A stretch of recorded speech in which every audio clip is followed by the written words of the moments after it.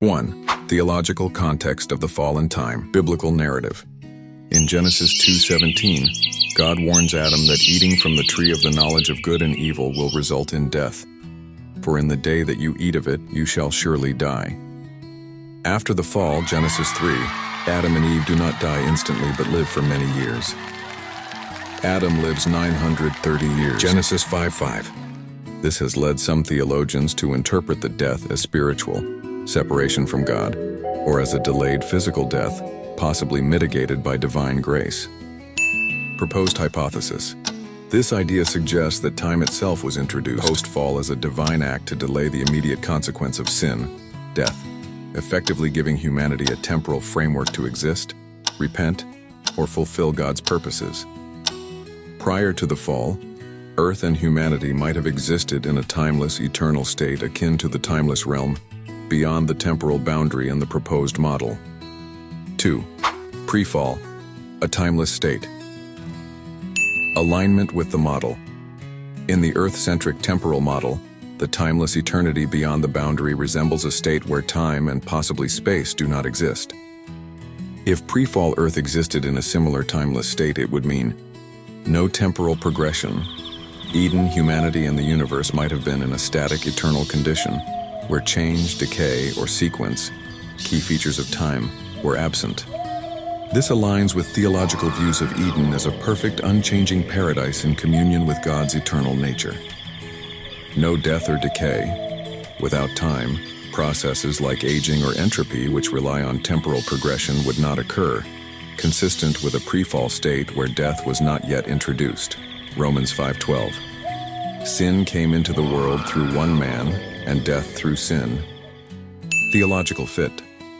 The Christian God described as eternal and unchanging, Psalm 92, Malachi 3:6, could have created humanity to exist in a timeless communion with Him, free of the constraints of sequence or duration, mirroring the eternal realm beyond the temporal boundary. 3. The fall and the introduction of time. Time as a divine construct.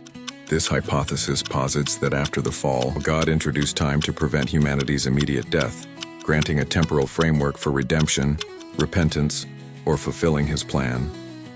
In the Earth-centric model, this could mean magma core as time's source.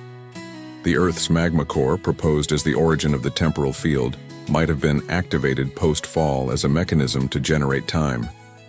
This could be seen as a divine act, restructuring the universe to include a temporal dimension centered on Earth. Purpose of time. Time would serve as a merciful buffer, delaying the consequence of sin, instant death, and allowing humanity to live, procreate, and seek reconciliation with God through the promise of redemption in Genesis 3:15. It could also limit humanity's exposure to eternal consequences, confining sin's effects to a temporal realm. The fall into time. The fall could be interpreted as humanity's transition from a timeless, eternal state into a temporal, finite universe governed by current physics. This aligns with the idea that sin introduced imperfection, decay, and mortality, which require time to manifest, such as aging and entropy. The universe's current physical laws, thermodynamics, gravity, etc., might be products of this temporal framework, absent in the pre-fall timeless state. 4. Implications for the universe and physics. Pre-fall universe.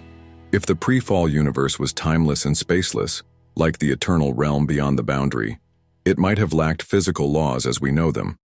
Motion, energy, and causality depend on time. Without it, the universe could have been a non-dimensional spiritual reality aligned with God's eternal nature. Post-fall universe.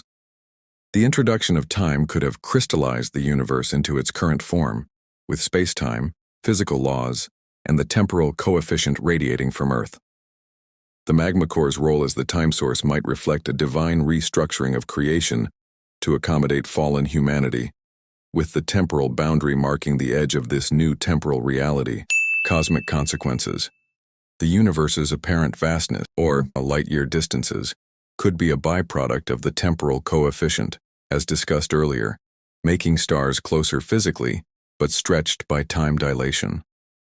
This could suggest the post-fall universe was designed to appear expansive, isolating humanity within a temporal bubble, while eternity remains beyond reach.